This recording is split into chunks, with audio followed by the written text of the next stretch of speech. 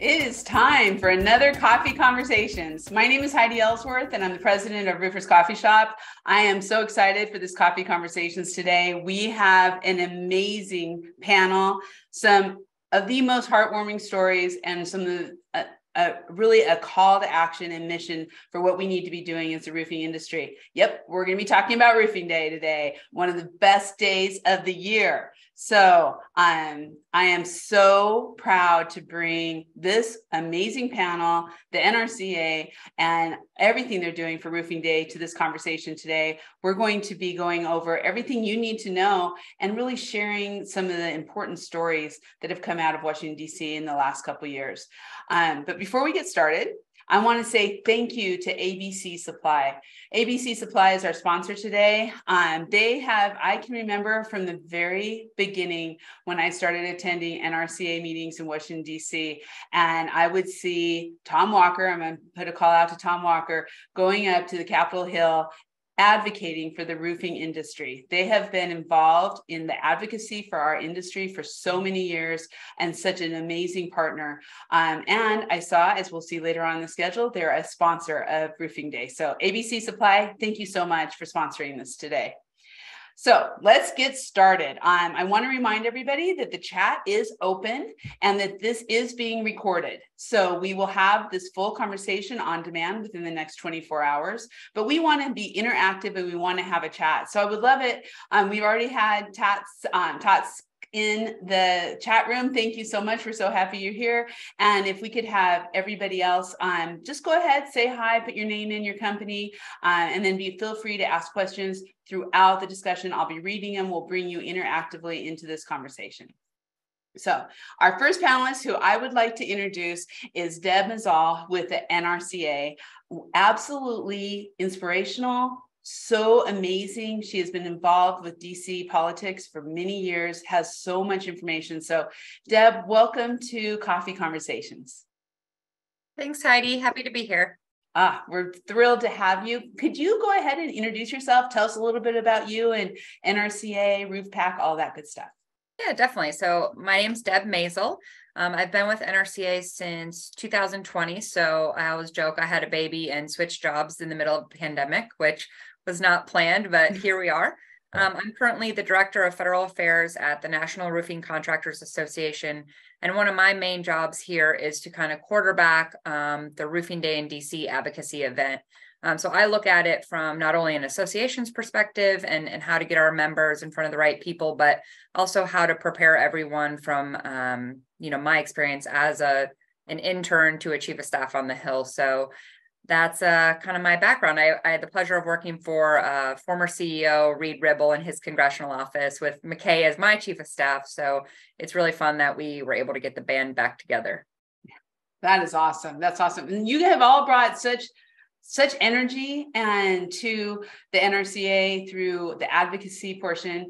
We're going to talk more about that, but it's just been so much fun to watch. It's very cool. I'd also like to welcome to our panel returning Charles Antis with Antis Roofing. Charles, welcome back. Can you introduce yourself for those few people who don't know you? I'm super excited to be here again because we're always talking about things that matter in this great trade of shelter. And this is especially exciting because I get to be here. I'm the CEO. I love the title CEO because of the word chief. I'm really hung up on that word lately. I'm the chief at Antis, and in that old meaning of I'm the leader. I must tell the story that brings the team together, that lets us go out and execute in the world, keeping families safe and dry. And that's my job. And I get to work with who you're going to introduce next. And I won't want to take any more time on myself. I want to talk about Jesus. Thank you, Charles. You bring such energy. I love it. And I love your stories. And I am also very excited to welcome Jesus Zermano, the first time to our show. Jesus, thank you for joining us. And you are with Antis Roofing. Can you introduce yourself? Yeah, thank you for having me here. Thank you so much. My name is Jesus Hermeno. I work for Antis Roofing for like more than 12 years. I'm one of the superintendents on the company. And I was in Washington, D.C. in 2019, and I think 2018, those 2 years.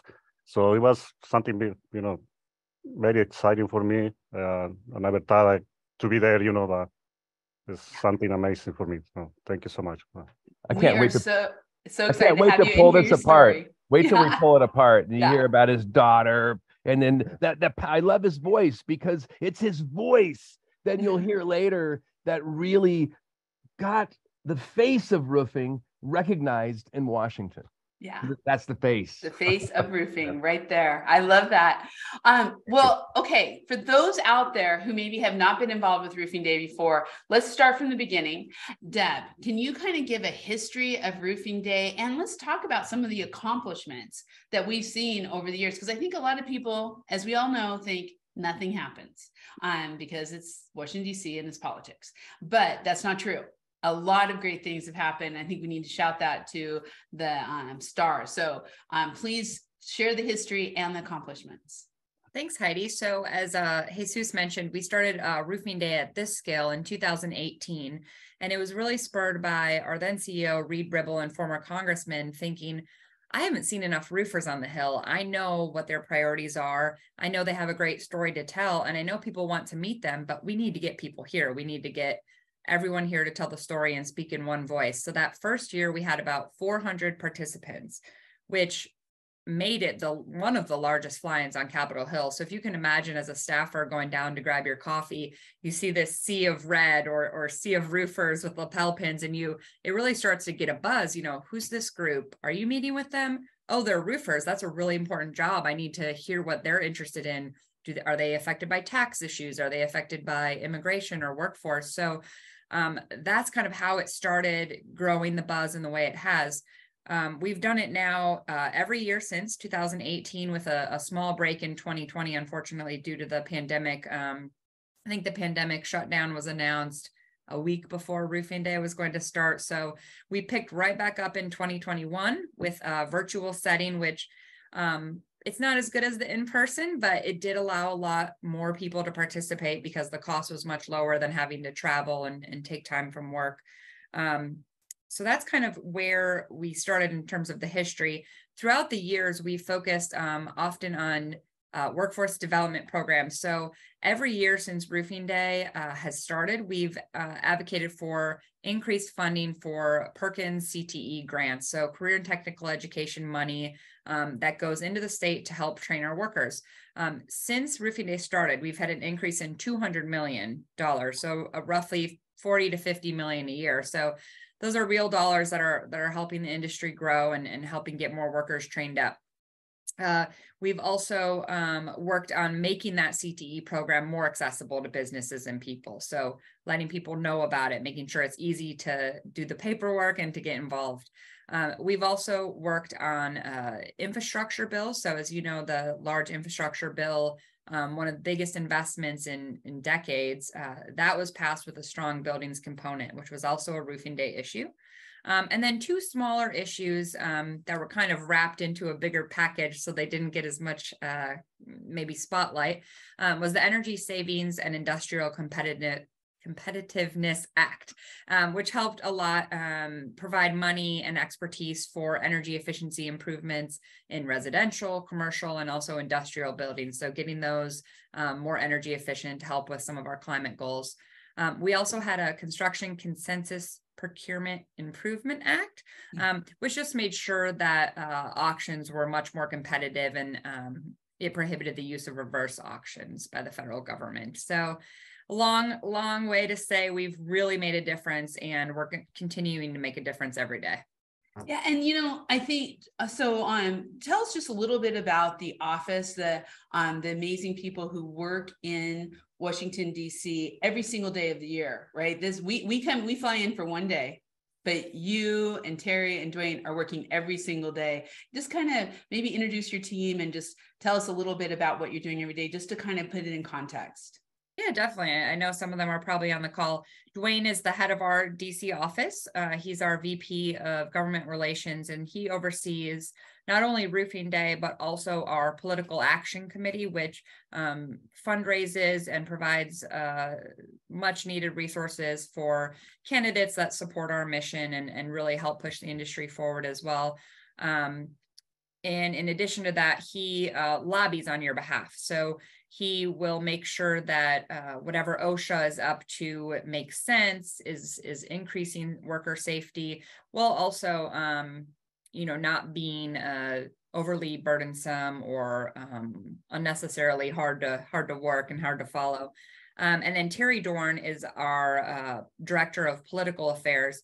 And sadly, she works out of California, so I don't get to see her as often as I'd like to, but she manages raising money for our PAC, figuring out where those dollars go. And if you've ever been to one of NRCA's Roof PAC events, that's all Terry. She picks everything from the food to the location to the entertainment. To the jackets. To the jackets. Yeah, to the jackets. Yep, it's one of our highest grossing items at our auction that Charles is wearing there. It's a really nice custom blazer with any logo you want in it. So it could be Antis Roofing, it could be, NRCA or Tesla. So that's our kind of DC office. We're only 3 people, which most people, when I talk to my peers and colleagues in other associations, they say, wait, what? You only have 3 people and you do so much work. And it's because of people like Charles and Jesus and Heidi that we really pack a punch for our size. We're like small and scrappy or small and mighty, as I tell my my petite niece all the time. So every single day we're following up on issues of roofing. We're tracking legislation. We're building relationships with those in leadership positions. And I know I saw Scott Shufflebarger on the call when we were logging in. He's close. So sometimes we'll go down and he'll host somebody at his business. So we're always welcome. We're always, if anyone invites us, we're always welcome to travel. So just know, yeah. You're small, but you have big intentions. Yes. It's those intentions, they just play out.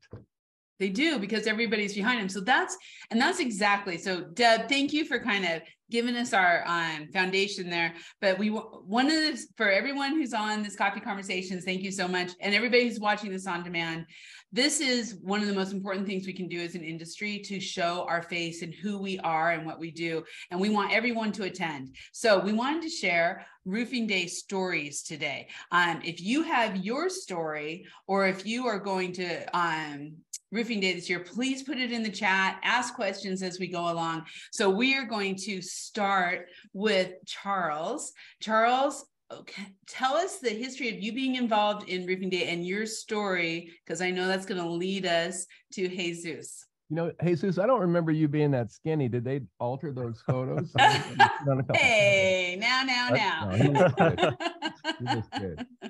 Well, gosh, when Deb was talking, I remember this small but mighty committee. I remember when Reed came in, because Reed was our new CEO like 4 or 5 years ago, but I was used to Bill Good, who was there for 29 years. That's who I met that day I met you, Heidi, the day I got really involved. And all of a sudden there's this new person coming in, and I was not happy about that, because how are you going to replace Bill Good? And then Reed Ribble spoke, and I got emotional. I was wiping tears out of my eyes. I was hoping nobody saw, who is this guy? And he talked about what the power we could do together, because maybe he learned something in those 3 terms of Congress that he served in Wisconsin. But when he came in, he said this thing like, hey, we're going to go to Washington. Now, when I heard that, I've done lobbying before. I've done it a lot for Habitat, and I felt heard a little bit.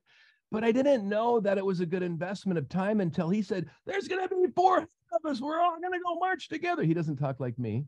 He didn't say it like that, but he was excited, and we heard him. And there was something really powerful, I think, when we decided that we could go, because what happened was he didn't say, Charles, you come. He didn't say, come and bring your VPs. He said, come, and this is the most important part, bring the folks that do the work on the roofs. And that's why I said earlier, they look and sound like Jesus. And I mean that because all of my labor in Antis Roofing, and it's not because I'm seeking it this way, it's because the labor available to me is Latin American employees that come from south of the border, like Jesus from the Central Plains of Mexico or El Salvador.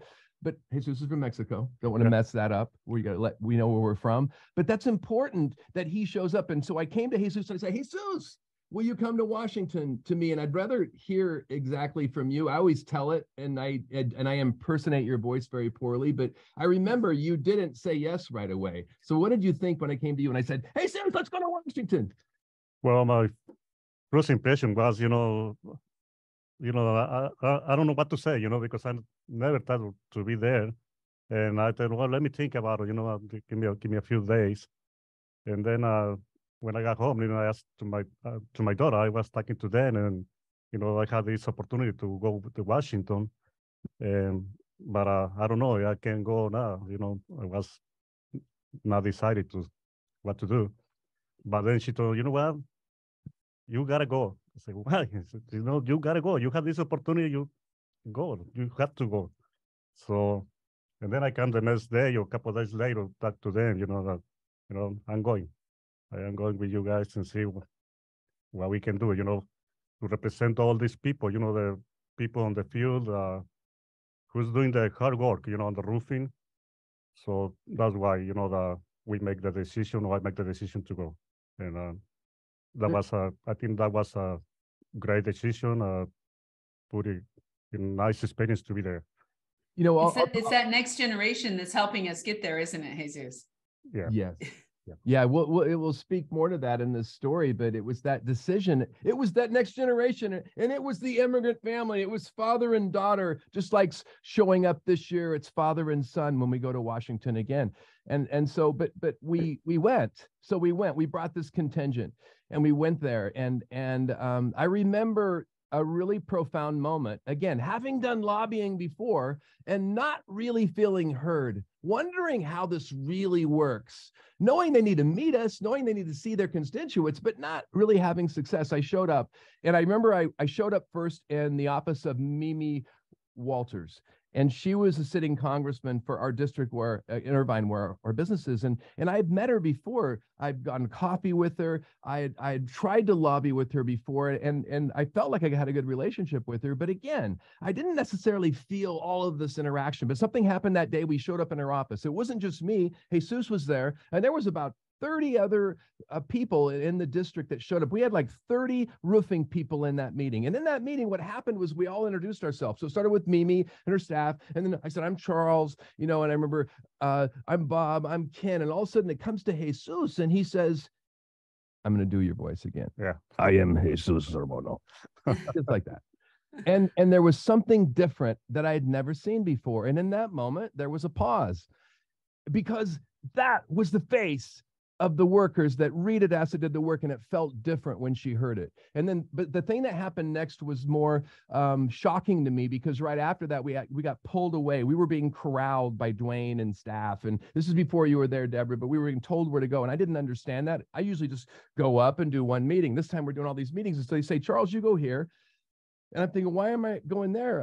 Lou Correa, I've met him before. He's the first congressman or the first senator I ever lobbied for Habitat. Why aren't you going there? Because you don't live in his district. Jesus is going there alone. And so Jesus goes to see Correa, who I wanted to see, and I go into another big meeting, and I was not happy. And Jesus wasn't happy, because remember, I was talking him into going, it's going to be great. We're going to be together the whole time. And it's like, we're pulling him away. And so, he goes away. I think you should tell that part. You go to meet Correa. What happens? Yeah, when they told me, I'm gonna meet Lou Correa, and after that, I went and asked Charles, are you going, to see Lou Correa? He says, no, I'm going somewhere else. Who's going with me? I don't know what. It's just you, and there was another gentleman from San Francisco, just him and I, but well, let's go. I don't know what I'm gonna do there, but let's go. So that was a, very nice experience to see how Lou Correa, he was happy to see me there, and I was very happy, because he says when he told me, he's not supposed to be there. He says, because I just come, I make time for you because I know you come from my district, from my city. So that was something amazing, to me, Lou Correa after. What was some of the conversation? What was some of the conversation? Well, he asked me, what do you need? Well, why you guys come? What you guys doing here? But we told him, we are looking for an immigration reform and, more help for our district and for all our people, the roofing industry.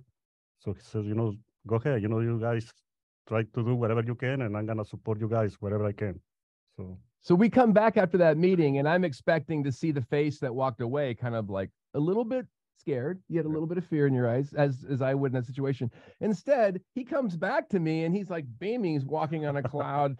Like, I think you'd already called your daughter, and he was just so excited that he was able to have that interaction. And I think that was cool. But the coolest thing was when I got home, just a couple of weeks later, I'm at a homelessness event for United to End Homelessness, which I'm on the board of. And there's Lou Correa, and I'm so excited to see him because I want to tell him about this impact he had on Jesus. And I went up to him and I said, Congressman Correa, I said, and he cut me off as I was about to say, you have no idea the impact you had on, and he cut me off. He grabbed my hand and he said, Charles, you have no idea the impact Jesus had on me. And he told me the story from his point of view, that he had worked 48 hours in the office. He hadn't left his office. He went to a hotel room to get some much needed rest. And he saw that one man had come from his district, and he knew he had to go there. And he said it was a great meeting. I mean, they have a lot in common. I think he's from Mexican descent as well. Yeah. And it was fascinating to see that, because he was so proud. And what's funny is I've talked to him. I've run into maybe 5 or 6 times this. There's not a time, including 3 months ago, last time I saw Lou, that he doesn't talk about Jesus. That is the impact you have when you bring your people with you to Washington. It is a big deal. And other trades don't get this either. People need to feel the people that they're representing. Yeah. I think that, first of all, thank you. Thank you for sharing that, especially Jesus. Charles tells the story a lot, but to hear it directly from you, I'm like, this is so cool. And now you're going to be at Roofing Day again this year? Who's all going to Roofing Day this year? This year we're trading out. We're getting another opportunity. Narciso, who's a former MVP in the roofing industry, just like Jesus, he's coming. But this year we're doing something unique. He's coming representing, again, the immigrant labor population. His son is first gen. He also works at Antis studying engineering. He's going to come. So we're going to have father and son this year. And, we've had a lot of interactions with our first gen employees. Like Fernando's not coming this year. He wants to come, but we're so busy. He needs to stay and do his job. And that's so right now we're sort of flipping, and I'm going to go again this year, but we have to make kind of like little in-house deals to see who can go and who can work.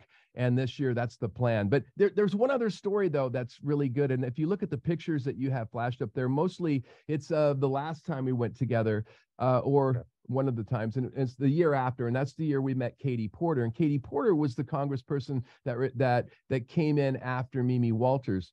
And Katie Porter was somebody that we had met, and you could see we had a good meeting. And I remember that meeting, the same thing where I'm talking, like you were just mentioning, I'm blah, blah, blah. This is what it's like to be Jesus in his area. And then I caught myself. I think I got a weird look from Katie, like, why? He's right here. Why are you talking? Yeah. And then the same thing. He got to share, and we felt heard. In fact, a cool thing happened when we had reached out to her the next year to see if we could see her again. And we were hoping she'd come by and visit Antis campus. And I sent her a text and I said, Katie, I don't know you if you remember me, but I came up to visit you last year, and I hope that we can visit you again and that you'll come visit us at Antis campus. And I didn't get a text back for a couple of days. I was actually in the PAC meeting. I don't know if you were there yet, Deborah, but I was in that meeting, and I just gave this story about storytelling, why we need to mention why we wear the socks. I'm going to flash my socks here if I can really quick. Why we wear these socks. Oh, and Charles, we'll have those this year for everybody. Boom.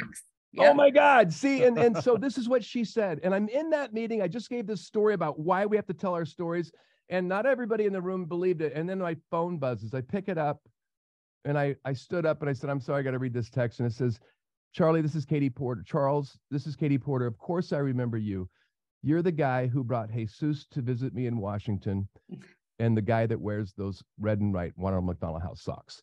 Boom. And so I think that is powerful. And then she followed up by coming to visit us at Antis campus. And when she came here, we have that on tape somewhere. I always remember what she did too. She thanked me, but in that thanking, looked right past me to Jesus. I think we had Luis there too. And she said, this is the first guy, referring to me, that ever didn't just bring his VPs. He didn't bring his kids, which would be fine, but he brought the people that do the work. And I thought it made so much sense to me in that moment. Look at just the small couple of stories we've told you from just a few times visiting Washington, having years of lobbying experience, but suddenly this big pause on our industry. And by the way, if you don't think our industry is sexy, think again. That is an Indiana Jones looking character. And that's one of our guys. And that's one of our guys in his first month working here, I was told. Yeah. And he's already got swagger because he's the guy. He's the person that can go up there and keep that family safe and dry. And when you own this trade with big intention, like they do in Washington, like Deb and Dwayne and Terry, I'm missing someone. Who did I miss? No, you got it. That's all. That's okay. The whole gang. Then that's where we really score. And I think that's what's happening in the roofing industry right now. That's what happened with Bill Good transitioning to Reed Ribble. Look at who's in charge right now. He was in the same business of lobbying before he was moving the roofing industry forward. McKay Daniels. And Charles, I have to tell you, I didn't even get to tell you this yet, but even Katie Porter, who's now running for Senate in California, as you know, I just looked, she's confirmed a meeting with your group again this year. Yeah. Yep. That's so cool. Well, I want to kind of bring this around too, because Tammy Hall, who leads our government affairs committee on NRCA, is on the call. Tammy, thank you. And Tammy just wrote, "Good morning from Southwest Florida, 76 degrees and sunny." You didn't need to brag about that one, Tammy, I'm just saying. But congratulations. Cannot wait for Roofing Day CFS. I am excited to be joining one of our upcoming leaders in estimating, Brad North, and our fantastic metal division superintendent, Gabe Lopez. So Tammy is doing the exact same thing. And Florida, there's always been this big contest because Florida usually, isn't that right, Deb, has the most people there? Yes, and I hesitate to say Florida is not leading this year. Oh, Tammy, you got 4 weeks. Who's Ohio? Ohio has the edge, I think. Well, you know what, Tammy? I just saw that your people signed up today. It might even be even, but Ohio and Florida are really, really running with it. And then I think California and Texas are shortly thereafter. There we go. Well, and I think this whole conversation of bringing people, bringing Jesus, bringing Narciso, who are actually on the roof, who are from immigrant families, who can really talk to it and talk about it. It makes such an impact. And I also think bringing our younger generation makes such an impact. So just real quick, my roofing story, the first year we went with Tim and I, Tim, my husband, and it was awesome. We had so much fun, but I felt like, I don't know, did we really make an impact? We were there, we met with our Oregon congressmen and women, but did we make that much of an impact? And then the following year, James Ellsworth, who is our chief of staff at Roofers Coffee Shop, he went, and it just brought a whole different dynamic. It just kind of, much like Charles, I felt the same way. It's like, okay, just go to this guy right here. This is the future. This is what's happening. So I think it's so important for people out there to do that, to bring some different faces, not just the same old faces, bring some different faces that the roofing industry, to show that we are diverse and that we have a lot going on out there. I do want, and Tammy said, what are the numbers? I'm getting on the phone. Love a little competition. And Deb gave her the numbers, 24 to 21. Oh, we got some. We only have 2 from Oregon right now. So we're sending out the word from Oregon too, to say, hey, come on. But I know Karen Edwards is on here. They've got a pretty good contingency coming from Pennsylvania. So if you are attending, please make a note in the chat so we know. And so Deb can make sure you're all signed up and everything is good.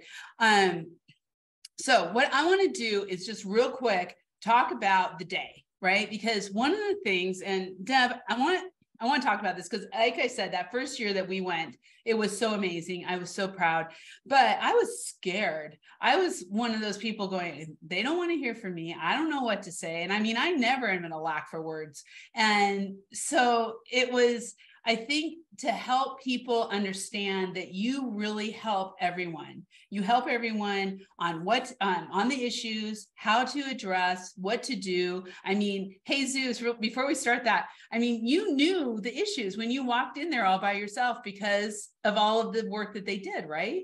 Yeah. So yeah, it makes it easier. So Deb, go ahead and walk us through the day real quick. Yeah, definitely. Thanks, Heidi. So we try to prepare everyone, but at the end of the day, you're just talking to people. Don't worry. I was a staffer. McKay, our now CEO, is a staffer. It's just having a conversation so they know what is important to you. And as constituents, it's their job and they want to hear from you. So we're going to kick off the day in the afternoon at 4:00. We're going to train you how to speak about government issues. We're going to teach you, give you a backgrounder on all the different issues that we're covering, whether it's workforce development challenges or tax reform for small businesses, or this year we're doing an energy efficiency, technology, and sustainability funding piece.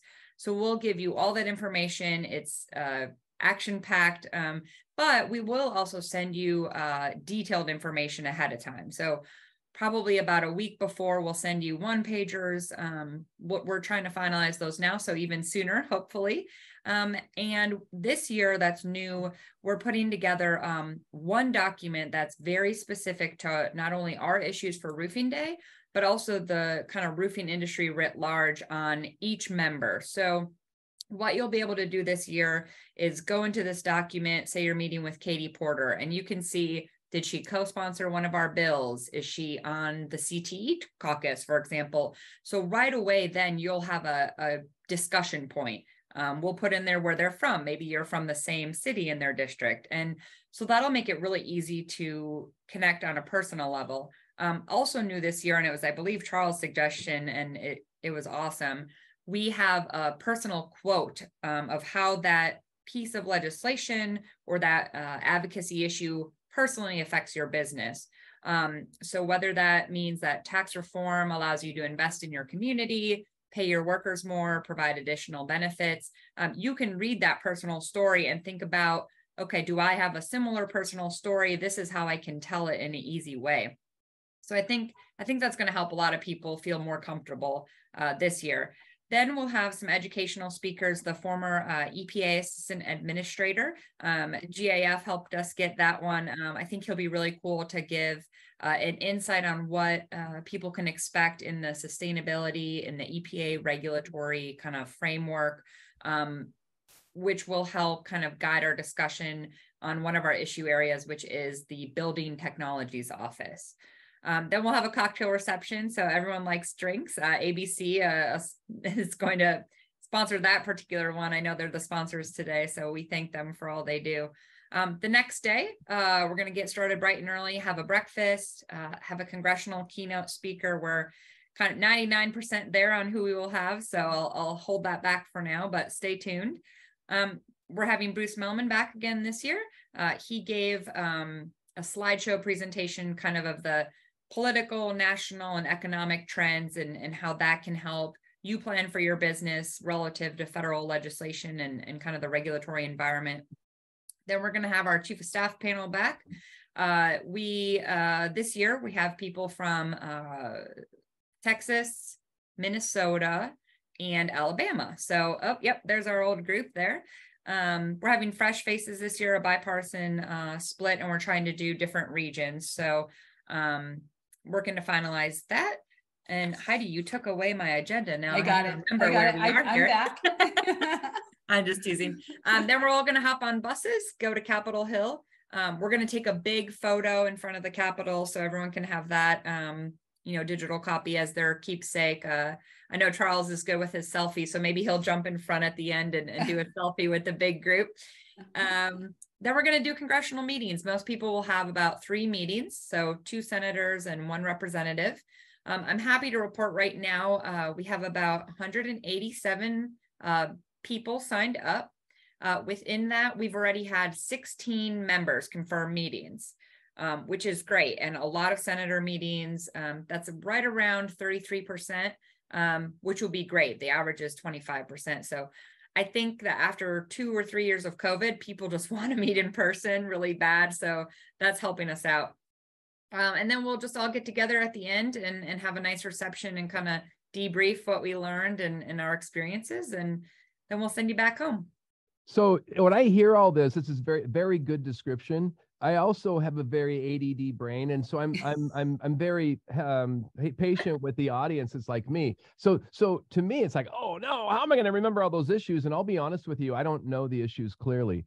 I might know one issue clearly, but I am myself. So if I'm going in there, what you said in the beginning, Deborah, I'm just being myself. So generally I'll be an icebreaker. I'll get it started or help finish it, but I'm not the one that's going to do the issues. And if I have my way, I have some years, but I really have Rudy over here, somebody else do it because they can study up on that. They have that story. They have that personal story that's more there. But I think my point is this: don't be intimidated. Most of you are going to come and just have that answer a question when asked you and make that voice. They need you in the room. They need to see 30 people in a trade in a room and everyone introduce themselves and a few people talk about your issues. So wherever, if you want to talk, you'll be able to talk. If you want to be supportive and just give your name, we need a lot of you there, but we need you there. And the other thing is, I'll say this, everything you described, you guys know that follow me. I'm on a lot of boards. I go to a lot of events. Almost every day I go to events. I go to retreats all the time, and everybody goes to retreats. You've been to retreats for something in the business or whatever, and retreats are sometimes good and sometimes you don't get much out of it. This is like a retreat where you're going to get a unique snapshot of something that's beautiful, that you're a part of, that you'll be proud of forever. And what it does for you, I want to spend some time talking about it. What it does for our people at Antis Roofing. I mean, Jesus, it must feel good inside knowing the way the men at Antis Roofing, the people at Antis Roofing are proud of you. They see themselves in you and vice versa. And I mean, doesn't that feel good? Yeah, it's something amazing, to represent those people, yeah, it makes me feel pretty good. And, the guys, when they come here every morning, they are, comfortable to come and talk to me about everything, about this, NRCA and all the roofing industry. Yeah. It feels like we say something at Antis. We say one of our expressions is every nail matters, because it's true on the roof. There's 200,000 parts in the average roof that we install over a complex, and every nail goes in too far, not far enough. It's true, but man, look at it in context of people. Look at it in context of trade in general. You show up, amazing thing happened too with the trade. But God, if I don't care about the trade, let's suppose I'm completely selfish. I'm doing this just for me, for my culture. It's one of the single greatest things you can do that can pause on your employees to say, hey, look at you. And by the way, do you mind if I talk for another minute?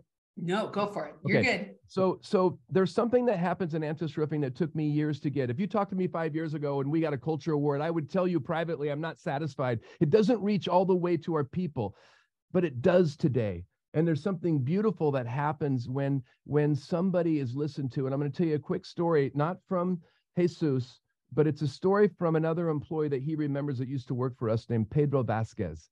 Yeah. He told me this personal story, and he told it to me over breakfast because about 15 years ago, I took everybody home and I made them breakfast and I asked them questions about their childhood so we could see what we value together. And this guy, Pedro, says, Charles, when I woke up on this farm in central Mexico, at my early age, as early as 8, every morning at 3:30 a.m., my father would come and nudge me gently and say, hey, Pedro.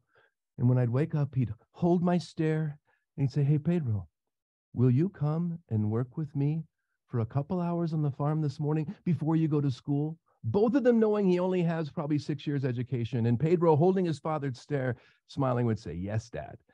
That story is simple, but I heard it very similar over and over again that year I took my people to breakfast. And I think when Antis caught up to it, we realized there's a better way to honor people. There's a better way to listen to their real stories and a better way to show up. And the last thing that showed up 2 weeks ago, you and I last month went to Houston's for lunch. And it's a nice steak restaurant. And I think Narciso saw that. Narciso's his boss. He's the leader. And Narciso, we'd eaten at Houston's before. We went to Houston's 2 weeks later. And when we were there, we were sitting in this restaurant like this. I'm here, Narciso's there. And this server walked up. I looked at the server. He was a tall Mexican teenager.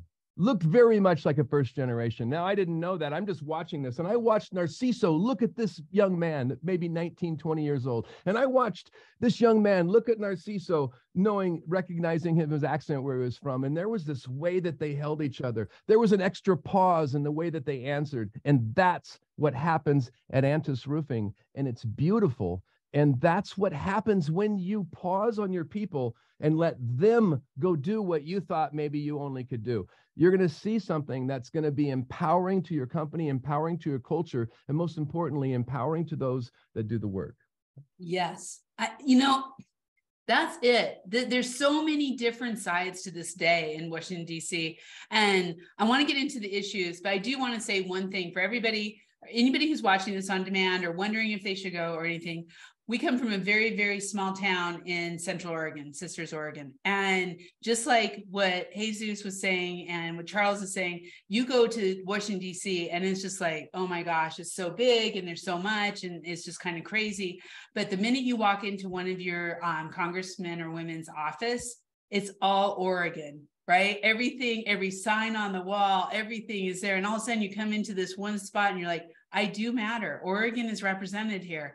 We're here. So whether it's your company, whether it's your culture, your community, or your state, there is just such a pride that goes into this day that you just wouldn't know. You wouldn't ever experience it unless you did something like this. And that's true. And Heidi, can you sing the Oregon State song?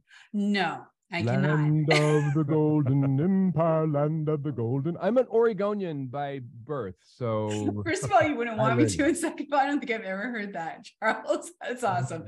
Okay, so we're time-wise here. I want to make sure we get to the issues. So if anyone has any questions as we go through this, please chat them out if you have any certain questions. But Deb, let's talk about the issues that we're going to be talking about, that because we come so well prepared, talking points, we have it, I always like them printed out because then I can make notes on them and stuff like that. And so workforce shortage solutions. All right. Thank you. And I'm a little offended. I think I'm not going to sing On Wisconsin for you, Charles. No one asked me. Grand old Badger flag. Thanks, Heidi. But gosh, it's hard to follow Charles's story because I'm thinking about my dad, growing up, did all sorts of odd jobs and was a welder by trade. And, I remember him waking me up. He would just say goodbye. I would go back to sleep, but I'm a little emotional about that. But I do want to say that for us as a DC staff, it also really motivates us when you guys come and tell your story, because it reminds us of all of these things on the paper: workforce shortage solutions, Department of Energy, building technologies. It puts such a face on those issues, and it really motivates us and helps us better do our jobs in advocating for you. So I appreciate everyone always making time to come. I know how hard it is. But the advocacy issues, it seems so boring following Charles' story, but it's not. So we have a couple workforce shortage solutions that we're going to advocate for, which is career and technical education, Perkins state grants. We mentioned earlier, we've gotten about $200 million worth of increases each year. It's about just over $1 billion program. So that's a huge increase relative to, the total dollars. The Workforce Innovation and Opportunity Act, that was passed a couple of years ago. And what that does is provides money to local and regional job creation centers, job network centers that people can go to that are looking for jobs. They tell the person about their skill set, and they match those with employers that are willing to train them up and get them involved in the industry. That's one of the chairwoman, Dr. Fox, on the Ed and Workforce Committee. That's one of her top priorities. It was initially passed with a split Congress. So we're hopeful that in this split Congress, that could be something that we could all work together on. Immigration reform is always a little bit trickier, but there's not a day goes by that you don't hear about something immigration related in the news. So I don't know what the crisis point is going to be. I would have thought we would have passed it already, but we need to keep that hammer on and keep those personal stories out there, like Jesus's and the father-son duo. I'm excited to meet them as well, Charles. Support for the Main Street tax. Real quick before you move on to the next one. Jesus, the fact that we have immigration reform on here and you can speak to that directly with your story, how important is that? to you? Well, it is very important, because, like that way we can have a social security, not just green card. We need a social security for everybody. That way, for tax, report everything, and it helps a lot for everybody. And people, can go back and forth, to visit the families in Mexico or Yes. wherever they are. That's very important for everybody. I love when you bring that down to the person. I mean, it seems like so much when you hear immigration reform, and when you hear, and Deb, I'm a little jaded on this, but when you hear all the news come out of DC, it's like, well, does it really matter? But to have, like what you just said, to go home and visit with your family, that should just be basic. Yeah, no, people, spend a lot of years, to see the family. So once they got a green card or whatever, they can get a social security, but also they can go visit the family, at least once a year, whatever it is, but it is very important for our people, for all the immigrants, like me. Yeah. I love that. Sorry, I just wanted to say, sometimes we got to make this personal. Not sometimes, all the time, we need to make this personal. And before we go on to the next ones, I do want to read one thing that came in from Scott. Thank you, Scott. I think Charles shared it exceptionally well, what is great about his company, but what is also great about Roofing Day in DC, it is about relationships. Relationships developed amongst our coworkers, our fellow roofing professionals, and the relationship created with our elected representatives. So it's across the board. I love that. And that's where we start going in. So Deb, I'm going to come back. Sorry, keep going through the issues, but I think I'd love to, sometimes when we see the issues, I don't think everybody kind of sees how it affects us. Definitely. I'm going to skip funding for the Department of Energy's Building Technologies Office. So what they do is they work with private business. I know Wholesome, one of our members, has worked with the office to create innovative solutions using federal dollars sometimes and combining kind of the best people in the room to make sure that consumers are getting the most bang for their buck when they look at their energy bills, how they can upgrade efficiencies or re-roofing, having resilient structures that can withstand storm damage. Obviously, whether it's Florida or California now, really following them and making sure when we do rebuild, we do it in the best manner possible with the best technology out there. But also helping demonstrate and then bringing to market advanced technologies that will not only be noteworthy achievements, but they can kind of grow exponentially in the economy. Whether it's a technology they came up with for roofing, they may use it in another technology, maybe an electric car or a significant battery upgrade, something like that. So we are advocating for funding for that department itself. It's an existing program. And we're advocating for the funding request that the president put out in his recent budget, which is $348 million. Then support for the Main Street Tax Certainty Act. What this bill does, it's pretty simple. It makes permanent the 199A qualified business deduction for small businesses that are organized as a pass-through entity. So S-corps, LLCs, limited partnerships. What that does is when the 2017 tax law was passed and they lowered the corporate rate, they almost forgot about pass-through entities. And there was a very unbalanced approach as they were first making the bill. The bill was making its way through Congress. And we said, wait. Pass-through entities represent most of the jobs in America. They're all across America. Some states and some regions within states only have pass-through businesses. So we want to make sure that the tax rates are comparable with each other. So what they came up with was this 199A qualified business deduction to bring that pass-through rate down to be about equal to the C Corp rate. All that to say, the C Corp rate does not expire. That was made permanent, but this one does expire at the end of 2025. So this bill would make that deduction permanent. It doesn't go, there are a lot of guardrails on it. So sometimes people will say, well, that tax benefit is just for, wealthy people, wealthy business owners. And it's like, no. To even get the deduction, you have to have employees. you have to be providing something, you have to have equipment. So it's a really good story to tell. It's a bipartisan bill. It had nearly 100 co-sponsors last Congress.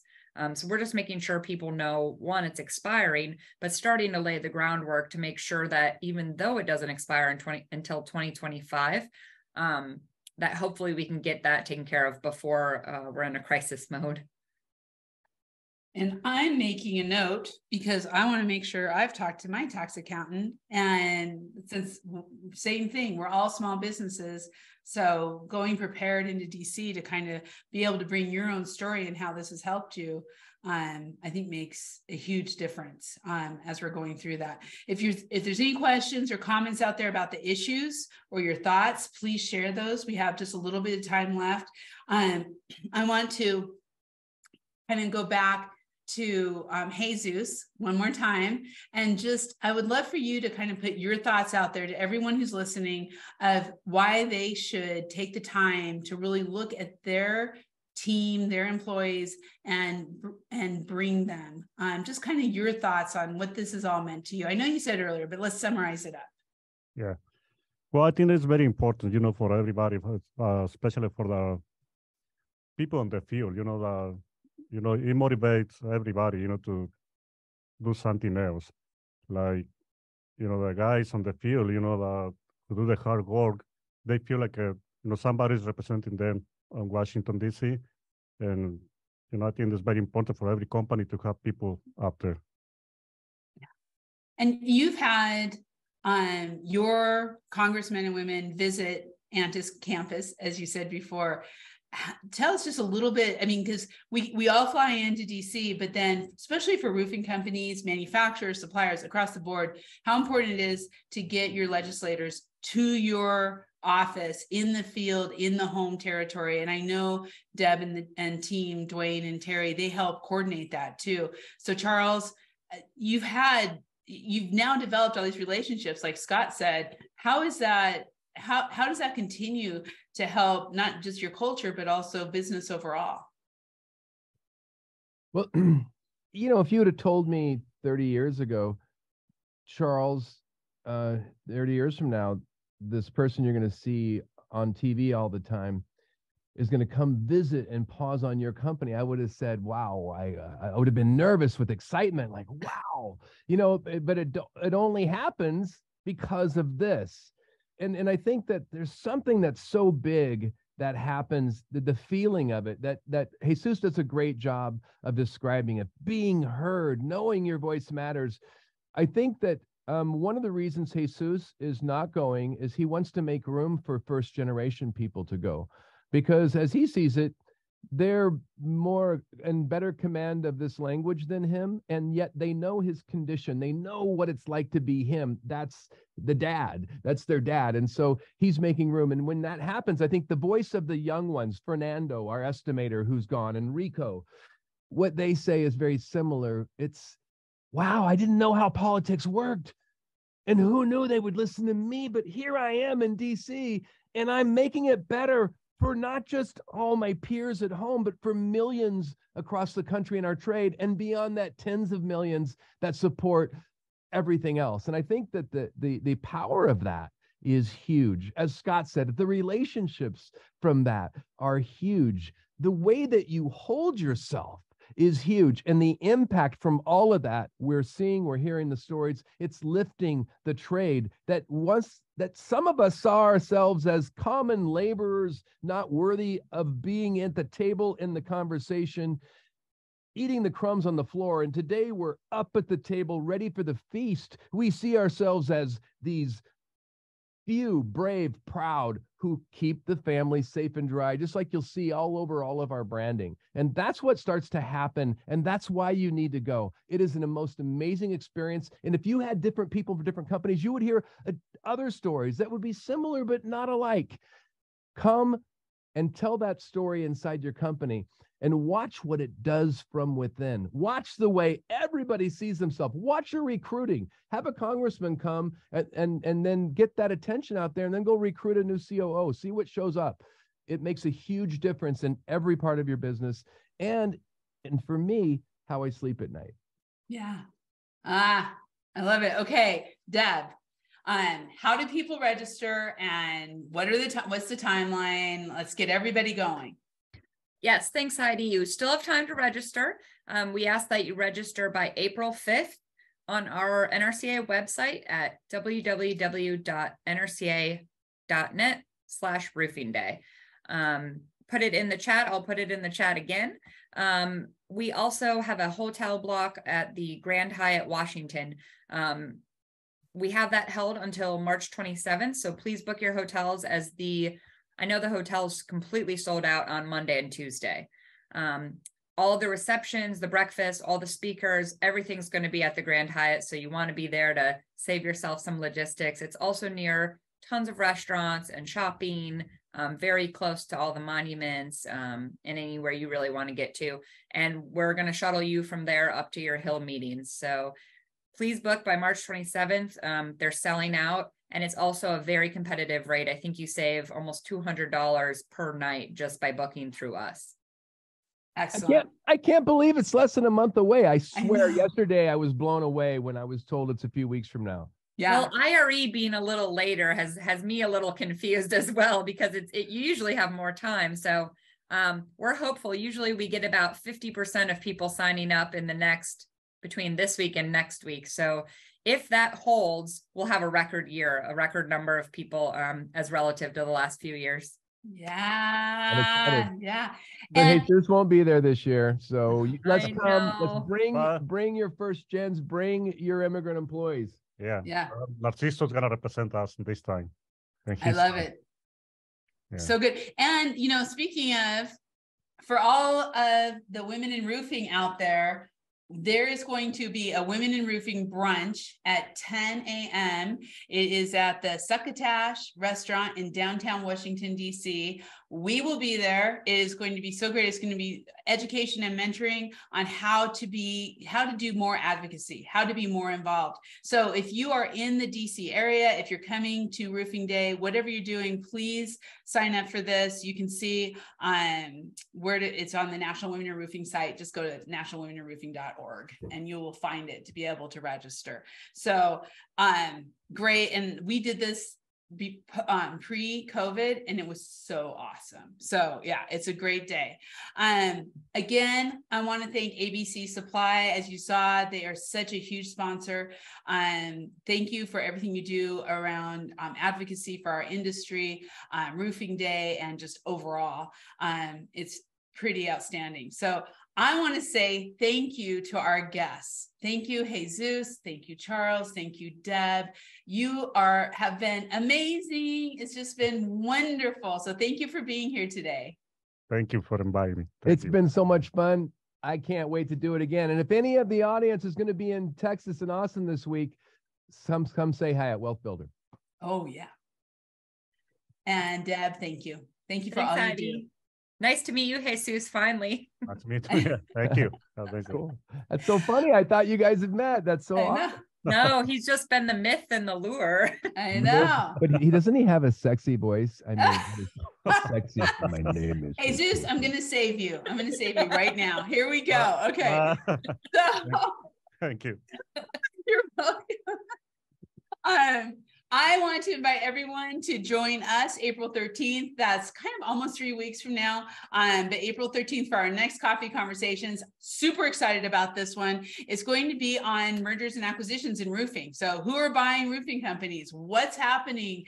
We hear about it every single day. There are roll-ups going on. There's mergers, there's acquisitions, and we want to get down and really find out what's going on in that discussion. Ken Kelly will be joining us. He has Kelly Holdings. He's been very involved in this scene, has some great insights. And of course, Trent Cotney, who always knows what's going on and can help anybody out there navigate these waters. So please register today. Megan is putting the registration. It's already in the chat. So you can register right now for the next one. And we'll be doing that on April 13th. I didn't say anything in the beginning, but I always want to say thank you, Megan Ellsworth, our producer. She keeps us straight in the back and takes care of us.